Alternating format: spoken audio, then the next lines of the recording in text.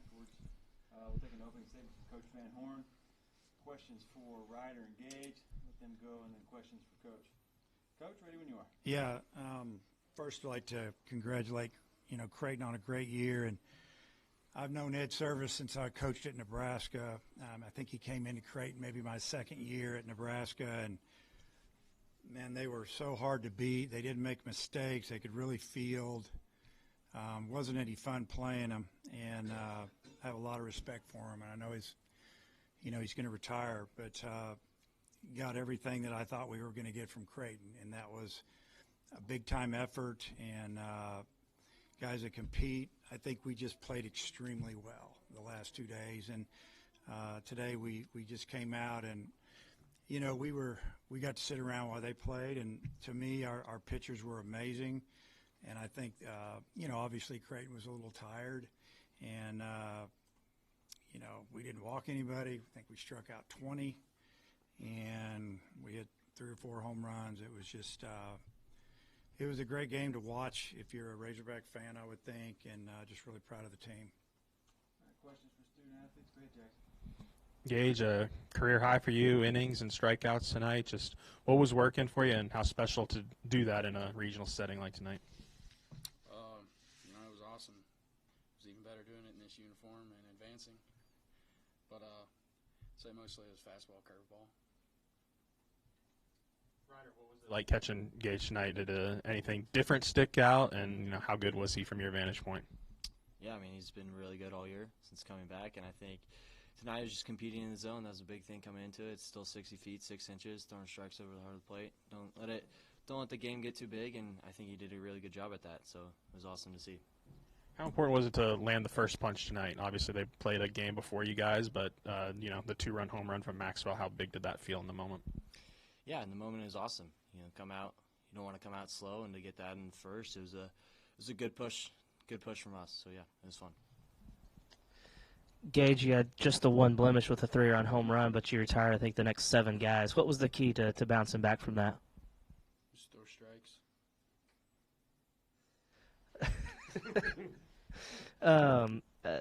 Zach was telling us last night, Rue, that the plan was kind of like, they're not a Power 5 team. They probably haven't seen the velocity that you guys have. Just was that the plan again today, and just do you feel like the velocity really kind of impacted them?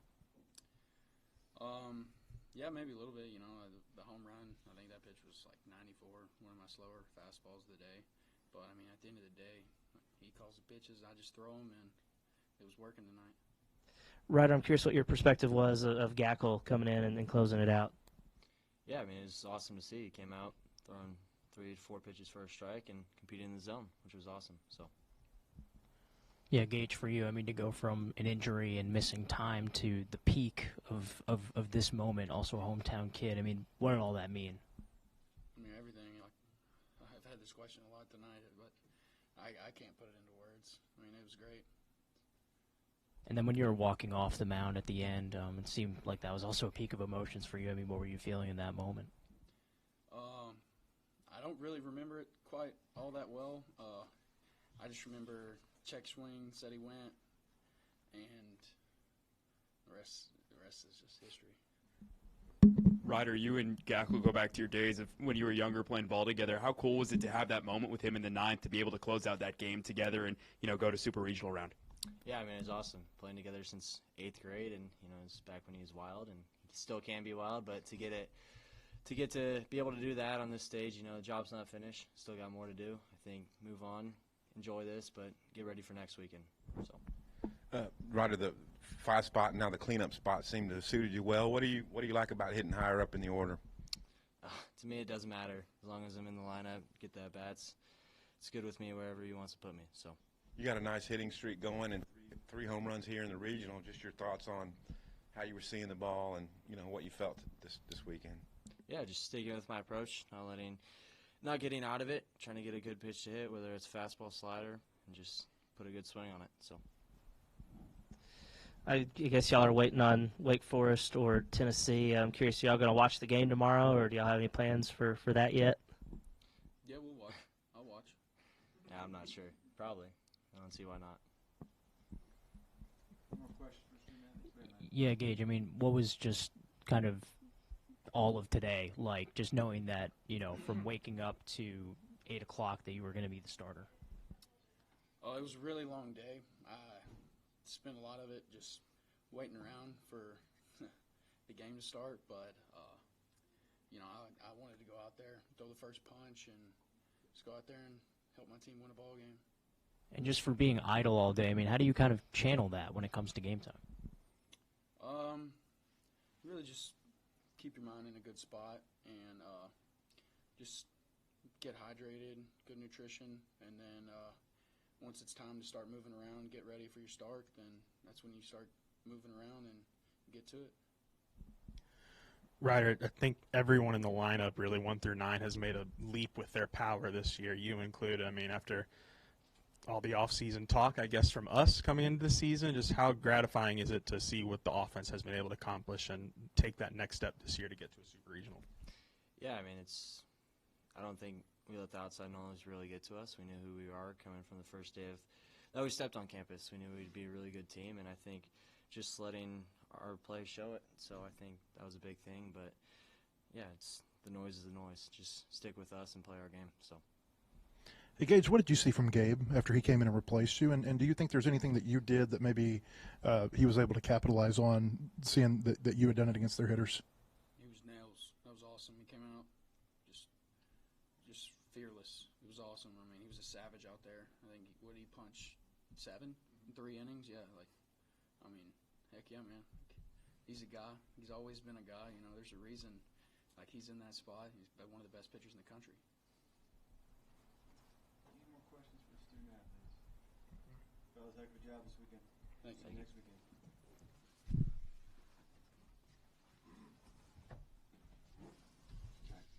Questions for Coach Van Horn? Matt, yourself. Dave, kind of the same thing for you that I just asked him. Did you see anything that Gage had done over the first 6 innings that Gabe was able to capitalize on against their hitters? Well, it seems like he hasn't really pitched in a while. We knew he was super fresh and he was going to have really good stuff. All we were really trying to do is throw the first pitch for a strike and get ahead of him. Wood has, 2 really good pitches, and sometimes he has a third. Gackle has 4. And we just felt like once we got through the 6th, if we brought him in and he was on, gave him a 4 or 5 run lead, then he could finish the game, and he did. I think just the plan was to attack. Root gave away our secret last night, and I should have told him not to say that about trying to, because, that's part of it, because, you look and see who people play, but it doesn't mean that they haven't seen 95, 96, 97. They probably just haven't seen it as much as we see it. But, when you have an off-speed pitch, like both of those guys have, that mid-90s fastball looks better. And that's when you can land that secondary pitch, and they both did, that's how you strike people out. And that was a great job. There's already been a bunch of regional hosts that got eliminated from their home regional, and there's some others that are fighting through the losers bracket. To go 3-0, I wonder how fortunate you feel. I feel great about it. I feel very fortunate. It's not easy. We've sat here 2 years in a row, and we didn't get out of here. We went and won somebody else's regional in 22. In 21, we won a regional and got beat in the last game by a run to go to Omaha. I've kind of been on all sides of it, and it's you never take it for granted at all. It's like I told the guys, when we left Hoover, you have got to go earn it. Nobody's going to give you anything. You look at who's winning around the country. You start thinking you're all that. You'll get it handed to you. And these guys, they stayed humble and they got after it. And we get to hang out again together for at least another week. In addition to the upsets, we're seeing a lot of crooked numbers all across the country this weekend, and you guys give up 7 runs all weekend. What was the biggest key for your pitching staff from Friday through tonight? Well, if you look at it today and then you backtrack, we don't walk people. And, you may give up tonight we gave up a solo homer, a 3-run homer. But other than that, it's maybe a single solo homer. You're not going to get beat by those too much. We made them earn it. We didn't make an error all weekend. We didn't walk very many people all weekend. And that's a good combination to win games at this level, at any level. Dave, it looked like Gage maybe thought he had strike three earlier before the three-run homer, but then gave up the three-run homer. How did you think he worked through that and then bounced back to retire the last 7 he faced? Yeah, it was a 1-2 pitch, and the umpire made a comment to Ryder because he's a good umpire. Jason's a good umpire, and he said it was a half a ball off. That's kind of tough to swallow. And sure enough, he got, I don't know, a walk and a single and then a three-run homer. And you're just kind of shaking your head. And I always tell the guys the game can turn on one pitch, one play, one call. I mean, think about the line drive that we hit that the second baseman almost caught. If he catches a double play and it's over, 4 pitches later, it's a three-run homer. I mean, sometimes you love this game and sometimes you hate it. It depends on what side you're on. And it's tough. But our pitching staff just absolutely, pounded the zone for 3 days in a row and gave us an opportunity to get off the field. You mentioned the three-run homer. That was Justin Thomas. It seemed like he'd been hitting the ball hard. Then he finally got one. Just what did you see from him there? Yeah, he stayed on a breaking ball. He was down 0-2, and I'm sure that breaking ball was supposed to be in the dirt or down and away, and he left it down the middle, and he hammered it. He stayed over it. He didn't pull off, and he smoked it. His next at bat, he lined out to right. He hit a couple balls hard this weekend that he didn't have any luck with, and, happy for him. And that was we went from 2 up to 5 up. Kind of like, wow, okay, now let's go. And, we scored another run, go up 6-0, and then obviously we're just about to get off the field. Next thing you know, it's 6-3, and the whole mood changed in the whole stadium. But our guys stayed strong. We said, hey, let's score a run. Let's find a way to score a run. Took us an inning or two to do it, but we did it, and then we just kept pitching. Yeah, Coach, curious on the JTJ home run. Right before that, he was squaring around to bunt. For you, obviously you take the runs however you can get them, but was that something that, you're just trying to get the run in, give yourself another lead, and then he just hits the home run, or what happened there? Yeah, we had a 2-0 lead at the time. We had a runner on, I think, first and third maybe, and we called the safety bunt, and he didn't bunt at it. It was on the outside corner for a strike. And then he took a perfect, another really pitcher's type pitch, down 0-2, I think, and then, or maybe it was a 1-0 count, 0-1 count when we gave him the bunt. He didn't bunt, and then it was 0-2, something along that line. And, he did the same thing against Vandy, too. We called the safety, and he didn't bunt at it. It was 0-2, and the next pitch landed up there in the left field seats or whatever those are. So it's been interesting. It might have been one others like that as well. So, again, the game, it's amazing sometimes. It flips like that. And you talked early in the season about how important Ryder's development would be. Seeing him slowly creep up that batting order and have now 330 or so average, how important has it been for him to develop into what he has been so right now he's ready to go in the middle of the order? Well, it was huge. We thought he could hit when he got here. And, but it's still the ups and downs as a freshman. You remember last year he was hitting about 200 or so, and I would DH him against lefties because his batting practice against lefties is at bats against lefties really good. And then he went out and had a good summer, came back and had a pretty good fall. But really, and you guys might even not have noticed it a whole lot, but his catching's continued to get better. I mean, he's amazing back there. His blocking, you take it for granted. He squares up balls and keeps them in the hula hoop is what I call it right there. And it's hard to advance on it. He could call a 2-strike pitch, a ball in the, slider in the dirt with a runner on third. We're not scared of it because he's going to block it. And you can't do that with some guys. But he's become a really good hitter, powerful. And like I said last night or the night before, he can run. He's athletic. And he's taken his walks, too. So it's been great, and he's got a bright future in front of him. He's got his really level-headed kid, as you know. He didn't make a whole lot of starts last year. I mean, when did you first have the vision that he could be, punching you to the supers? We thought he'd be a starter this year. Last year, we thought he'd be a starter. Going into fall practice, and obviously he started the first couple weekends and got hurt. Missed a couple months, and we've been bringing it back slowly. It's been up and down, or a real good inning and then not a good inning. And Tonight it was like a little bit of a slow start to the first hitter, and then you could just see it getting better and better. And landing that breaking ball along with that heater, it messed him up for a while. Is there something that you noticed in the rehab that stood out to you about his character or something? No, just that he's just a good pitcher. We thought he was already starting before he got hurt.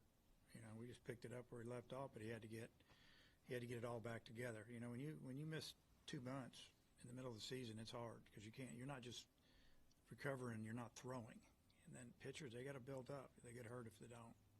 And then just the idea of turning him loose in recent weeks. I mean, is this kind of what you're been Like talking today? about? Yeah. Like just let him go pitch-wise? Yeah. So we built him up for the first 3 or 4 weeks, and if we would have played longer last weekend, he would have pitched, and he would have been able to go 80 pitches or so. And tonight he was right around 90, and honestly, he could have gone back out, but that was enough. I guess Langrel threw that inning in the early game against North Dakota State, and then Creighton decided to start them just a couple hours later. Does that change anything in the approach, given how rare that usually happens? No, he's a grad. He's an older kid, big kid. He's strong. They've used him. He's had like 25 appearances, and then he started against us. He was their closer, finisher, whatever you want to call him. We saw him throw like 14, 15 pitches, and yeah, we were glad to see that happen. We didn't care who won the game. We were hoping it was going to be like 17-16 and go 15 innings, but it ended up being tight, and they had to sweat it out, and then they had to bring a couple of their guys in at the end of that game, and it didn't surprise me. I've done that before. When you have a doubleheader, usually you don't have that much time in between. A guy maybe finishes, you run out of pitching. Hey, go give us a couple innings. Kind of stay warm. And I thought he pitched pretty good. We made a couple good swings on him. I think we talked yesterday about the length of your lineup 1 through 9 being a threat, but they're also all home run threats. I mean, how much does that make a difference postseason time? Well, you hit it out of the park, you score quick, and that's what we did tonight. I think we had 8 or 9 runs, and all of them were from home runs. Few solos in there, 2-run homer, 3-run homer. Excuse me. And tonight it was big, but it's nice to know you got guys in your lineup that can hit doubles. Like I always say, doubles turn into homers. You start getting a little older and a little stronger. Coach, you talked yesterday about not having to say much to the guys pregame. You've talked about the maturity of the group all year long. Just how impressed were you with the mentality, not taking anything for granted this weekend? Yeah. I was really impressed. I told him that, and I was proud of him for that. I talked to him during the week a lot before practice, in between when the pitchers and the infielders or position players were all together, because sometimes we're not together, and just would talk about things.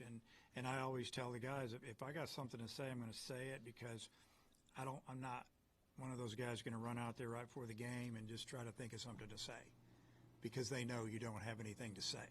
They're smart. So I didn't go out one time, Friday, Saturday, or Sunday. I didn't need to. They were ready. I don't feel let me ask you, but it was a lengthy exchange, so I'm just curious what you Yeah. added in the handshake. Yeah, I just told him that I really enjoyed competing against him, and how fundamentally sound and hard his teams were to beat over the years. And he told me that he said that I was the fiercest competitor he's ever coached against. And I just said, well, I appreciate that, I think. But I have a lot of respect for him, and he'll probably be in pro ball now doing something. His brother was a manager in the big leagues, and he probably just felt like it was time. I don't know why we didn't talk about that, but it was a good exchange, and I appreciated it. But I wanted him to know how much I respected him and his teams, and he kind of said the same thing. We play the same way. We just play. We play hard, and there's not a lot of that other stuff going on, and he appreciated it.